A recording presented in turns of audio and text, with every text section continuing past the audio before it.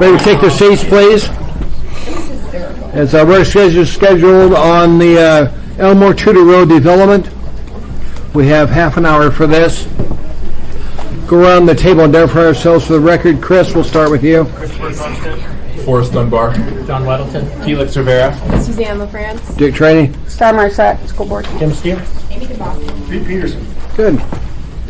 So, who is here from the administration?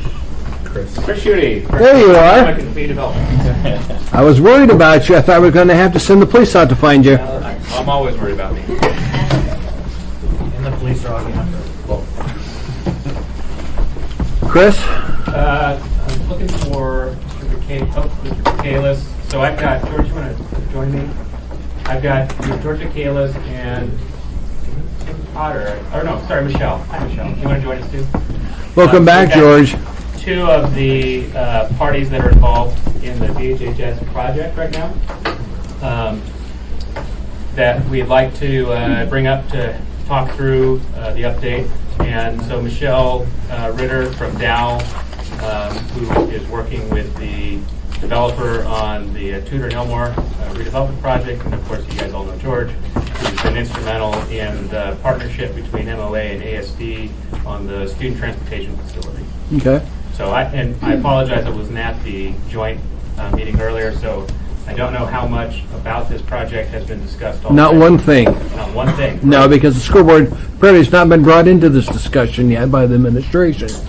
Okay, great. Well, we'll catch you up on where we're at. So one of the things that I think is important to highlight is that the technical teams from the municipality, the school district, and from the development team have been meeting weekly on Wednesdays.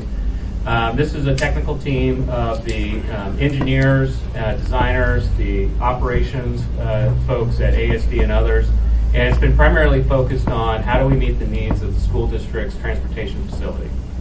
And one of the most important milestones, I think, in this process has been the mutual decision 2 or 3 weeks ago now, I believe, to look at an alternative site for the new student transportation facility, a site that ASD currently owns already, so there's no acquisition costs, a site that is centrally located and will actually facilitate the operation of the new student transportation function, and that helps alleviate some of the constraints and pressures that were at the Tudor and Elmore site.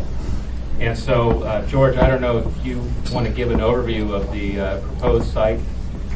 So, just very briefly, because the school board has not had an opportunity to basically be fully briefed or, quite frankly, to give any guidance. So, to say that it's a site that's selected by the district is a little bit premature. But before I discuss that, I would like to make mention of the fact that the COO, Chief Operating Officer from the district, is here and certainly could answer on behalf of the district any questions in that regard, as there's other staff here as well from the district. But from my perspective, and my perspective right now is not a district employee and obviously not a municipal employee, but I am a contractor providing contractual services to the district. So I'm kind of a third party. And Mr. Trainey, you made a comment earlier about the district not being informed. And initially, the district did have concerns because they were not fully informed or vetted on the whole project. And so initially there was definitely some concerns, and rightly so. However, since a formal process was set up between the district developer as well as the municipality of Anchorage, an awful lot of items have been discussed and an awful lot of issues that were relevant at the time have basically been tentatively resolved. And the only reason I use the word tentative because it's all based upon what's finally approved by both the school board and also by the assembly. But in essence, as Mr. Schutte indicated, the only way for this thing to work, because quite frankly, it would not work on the current site adjacent to where they're operating right now, with a full-up development, commercial development that was being proposed, and also with the health department being moved there, it would not work for the district. I think right now, all parties associated with this endeavor, and those parties are, of course, the developer, the municipality, Bankridge, the school district, and those folks that represent those parties, like Dow Engineers, Livingstone, architects, myself on behalf of the district, and others, basically are working together weekly to resolve these issues. And as I indicated, it was just too complex, too much going on that one site to make it work. Not enough room for the transportation department, the student transportation department, to be able to maneuver their buses to park properly or safely, and quite frankly, to circulate throughout that designated area, let alone traffic impact onto the major roads. So several different areas were looked at. The one that basically seems to be the most viable at this point is the site that's adjacent to the Totem Theater. It's an L-shaped piece. It borders Muldoon and it borders 32nd Avenue. That seems to be the most viable. Originally, it was acquired for a middle school and or an elementary school. Baggage Middle School was purchased, was developed, as you know, on the Alaska Village site. So the need for a middle school is no longer a requirement for the district in that area. An elementary school in the future still is a viable requirement, but there's excess lands available as a result of that would accommodate student transportation. So again, it's a little bit premature to indicate that that is the final location, because the school board must be fully briefed and brought up to speed and agree that this is something that they think is the right thing to do. Thank you.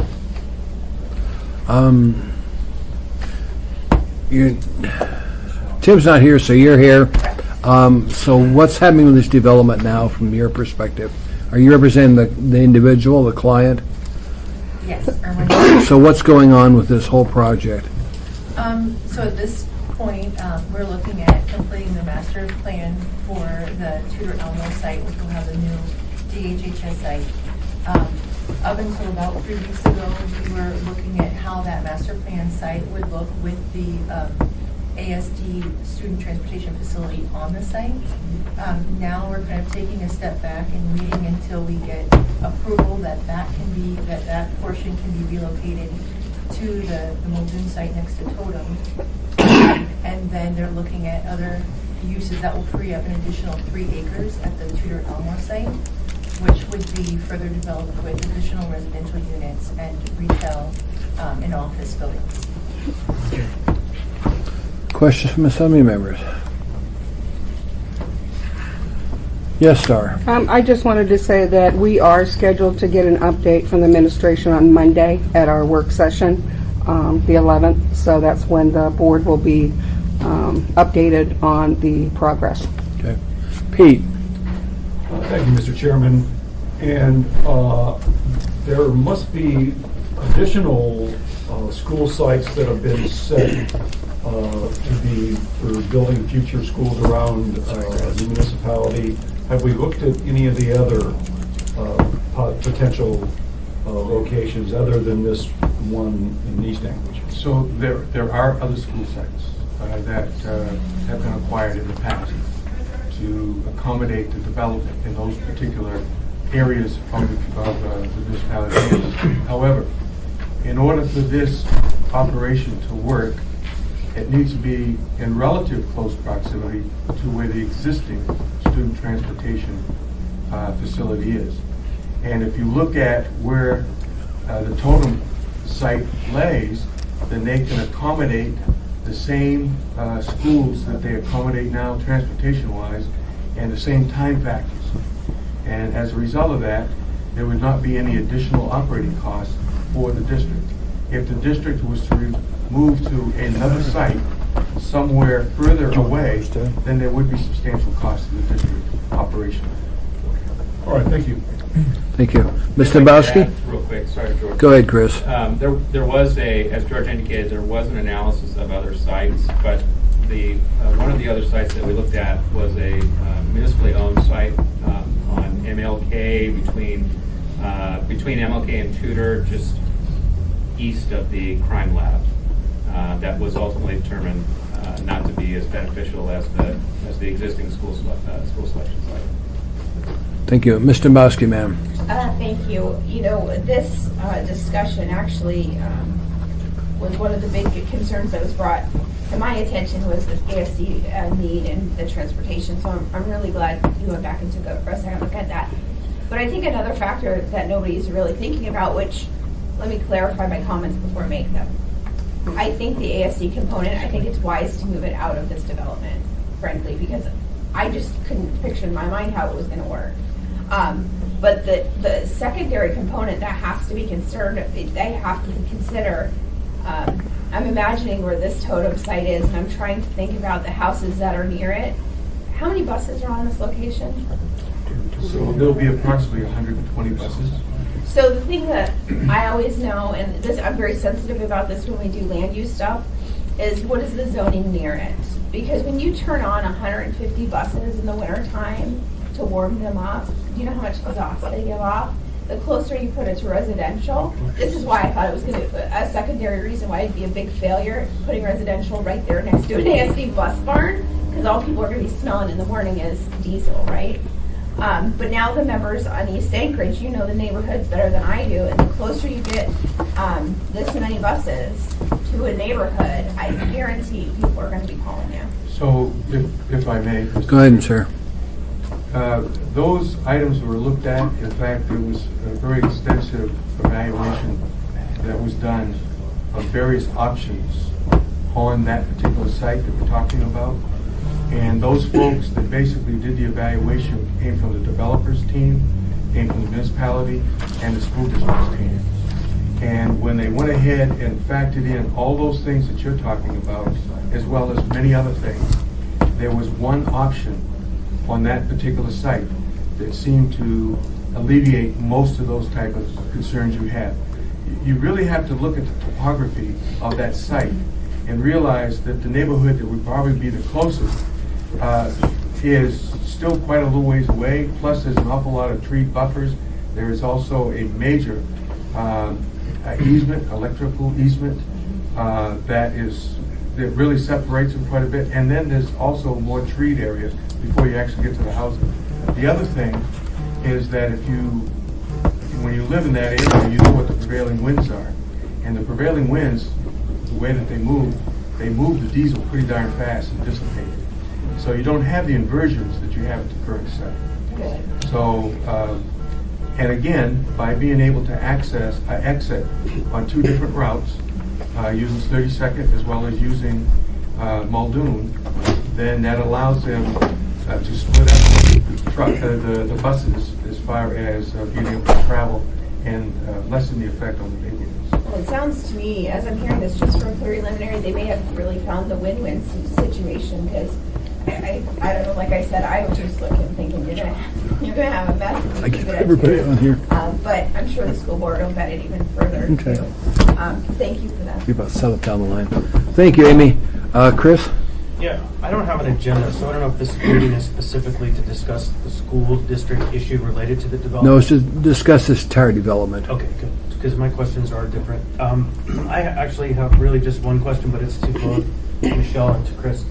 Other than the school district issue, what are the biggest hurdles, and Michelle first, the biggest hurdles you guys are seeing towards successfully moving forward on this development?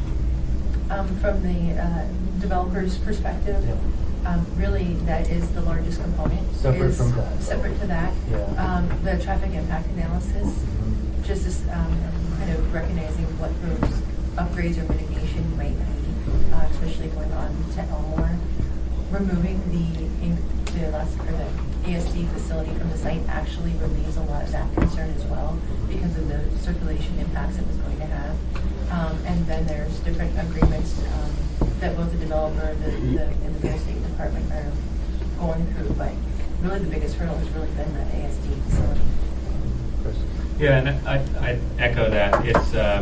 It's like one of those riddles they taught you when you were a kid about having 3 different animal types, 2 of which will eat the other one, and you have to move them across in a boat, and what order do you do it in?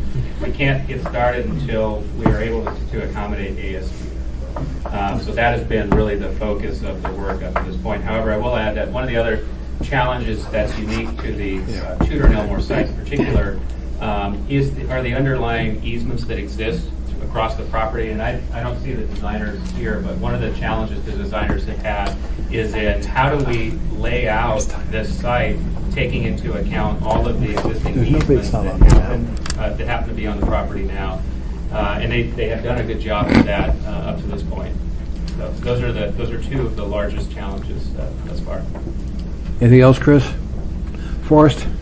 I got everybody on the list, by the way. Forrest, you're next. Thank you. Thank you, Mr. Chairman. So we're going to have lots more questions, I'm sure, about the Tudor site. And as Chris knows, we started those conversations last night at the Scene Foothills Community Council, and many more meetings, I'm sure, about that. So I'm going to leave some of those specific questions for those later meetings. So my 2 main questions are, first of all, does this new site increase or decrease the total cost to the project, or is it more the same? And second, we were talking about Includna Inc., I believe, as the contractor, right? And I'm wondering what portions of the overall project they're the contractor on. Are they the contractor for just the health services portion? Or are they the contractor for the school district portion as well? So I'm curious about that. To the chair, the only confirmed agreement that I'm aware of with the developer and Includna Construction is for the DHHS building. That one is confirmed, but I believe that they are in line for the ASD student transportation facility as well. I just don't know if I don't think that project's even been discussed at great length because of the changing dynamics around it. From a cost standpoint, there'll likely be no net increase to the project. So they've taken into account what the cost to redevelop on the Tudor Elmore site would be, in addition to the additional 3 acres that's opened up at that site, and an allowance has been provided for that appears will be able to be constructed for that within that budget. Is that all, Forrest? Yeah, I think George, you answered to my question. Yes, one of the premises in going into this was that there would be no additional cost for the district, nor would the construction of a new site or the movement to a new site be at any cost to the district. So as far as the new facility and moving to that new facility, that cost is being borne by the developer as it's currently arranged. So I guess kind of quick follow-up to that. Quick follow-up, quickly. So I understand that with regard to the school district. I'm also kind of curious about the overall cost to the developer, because at some point this will become not economically viable for them. And we have some other, the pie is only so big, and I'm curious if this is harming the developer in some way, if that's going to trickle down to the contractor and so on. No, and that was a consideration for them as well. They did not want to have a change to the plan that would impact their ability to do what they going to move forward with. So no, Okay. that never happened. Thank you, Mr. Chairman. Thank you. Suzanne, you're next. I'm okay. Okay. Tim, you're next. Okay. A couple of questions, if I may. I also was concerned about the somewhat shoehorning the ASD onto that site. I think the Tudor site's a lot better. I think that's a good site because of the access in and out of that site to go both directions. Both back into town, out the other way, out the north. In terms of costs, it's good that the developer is picking up the tabs on that, but does that mean all the development in terms of, don't they have an exhaust collection system for the most part that minimizes the output there?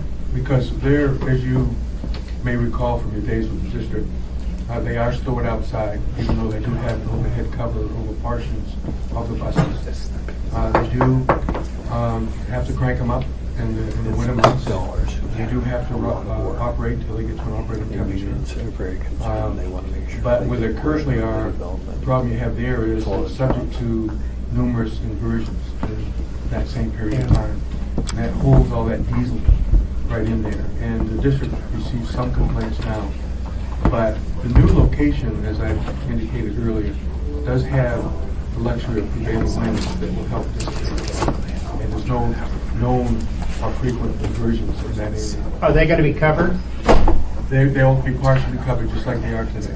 The district will end up, if this thing, if the school board approves and it's deemed viable, the district will end up with a facility equal to or better than what they have today that meets current code. I thought I'd seen buses out of Tudor with hoses connected to the exhaust systems. Well, remember, there's still exhaust out. Tim, I've got 10 minutes of 5 people. Okay. I got to move. Star, you're next. On that question about the exhaust collection, and maybe we can ask one of our ASD, Tom. I thought that we were looking at putting in something like that to filter the air or do something to collect that exhaust. Or Through the chair to board member Morissette, that was not a part of the scope of the project. Okay, so we're not looking to store the buses out. You may have to get that answer tomorrow. Okay, thank you. Felix? Yes. Thank you, Mr. Chair. Mr. okay. Schutte, when is the Assembly seeing the next action on this? And I think that action is the tax abatement agreement. So when do we expect that? Yeah, through the chair. So as you're familiar, the tax abatement application was submitted to the CFO. The CFO procured an outside consultant to help assist in the analysis of the application. It's my understanding that the draft summary of that analysis has been submitted to the CFO. The CFO will vet that, make his recommendation to the mayor and to the assembly, at which point you will have a chance to act on it, and that timeline is short. I can't say precisely which meeting, but it's imminent. Okay. Thank you. Chris? Yeah, just a quick follow on the cost relative to the new construction. First, as I understand it, what I heard you say, and maybe I'm not, you can correct me if I'm wrong, is that because there will be additional land at the Elmore and Tudor site, that's developable for the developer. There's a way to offset the costs that are increasing because of the new construction at the other site. That is correct. That's how it balances. And the next question I have, we were briefly talking before about ways to mitigate some of the fears and the actual problem of diesel. And is it possible in the planning in this early phase that the builders and the school district look at two things really? One is ways to improve and scrub the air that's coming off of these buses. And another one is to look at can savings be generated to the school district, not just no cost, but savings through improved technology. And because we're at a crux and kind of turning point, we're moving into the age of electric vehicles and other technologies, and it seems like some analysis of would some investment in these modernized technologies at this time for the next 40 years be a wise element to add, and I would like that to be part of the conversation at least. Thank you, Chris. Pete? Thank you, then Mr. Eric. Chairman. And Mr. Dunbar and I were told at the community council meeting last night that there is a traffic study ongoing right now. TIA. And I just wanted to make sure that as part of that traffic study, they're considering the change in start times that might be coming up for schools a year from now. Because if you're doing the study and you're not looking at the change in the start times, then the study might not actually be very effective. That can be considered as, the traffic impact analysis have not yet started. They can't start until the relocation of the bus maintenance facility has been approved. Okay. But once that has been approved, then we'll start that process. We'll re-engage it with the Tudor Elmore site, and we'll start it with the Muldoon site, and that can be a consideration. Okay, great, thank you. Eric?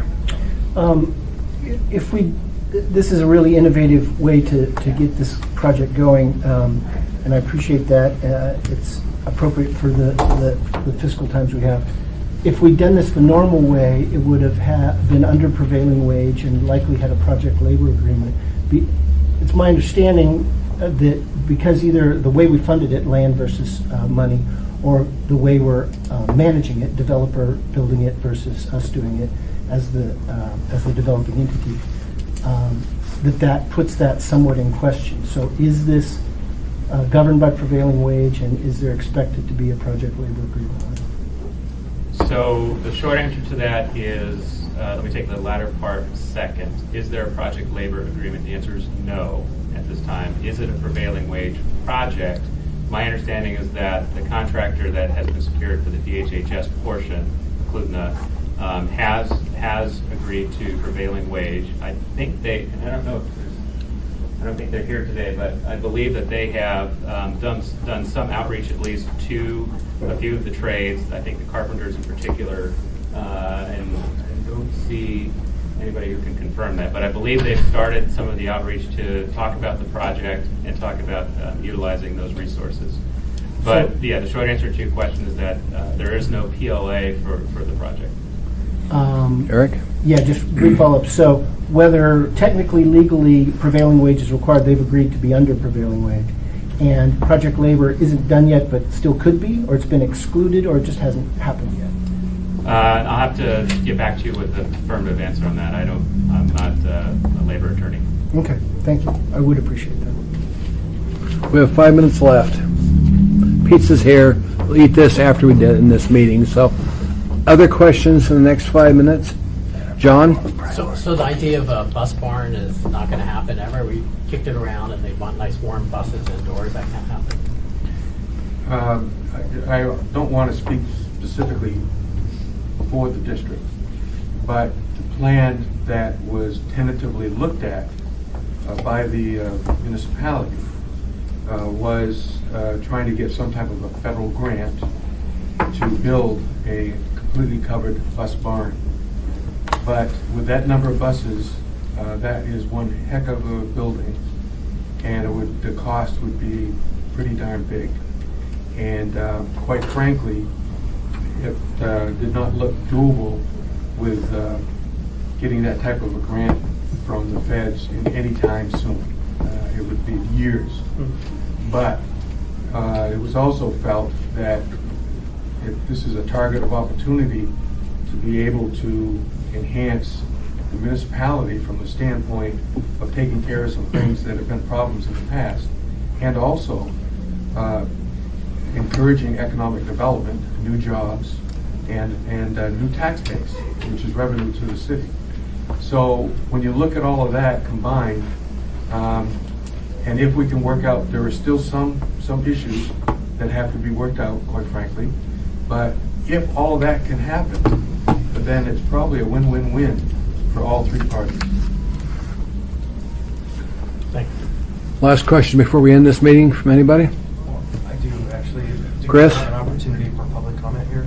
No, we don't. This is a work session. We don't have public comment at work session. We do at other meetings, not this one, sir. Dick? Yes, sir. Yes, Dave. Thank you for letting me be here.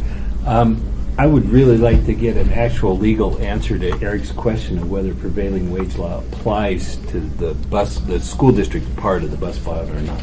I've got a real concern. I want to make sure that PLA applies to this project. Prevailing wage, Davis-Bacon wages. Before I agree to this, I want to know an answer on that too, sir. Thank you.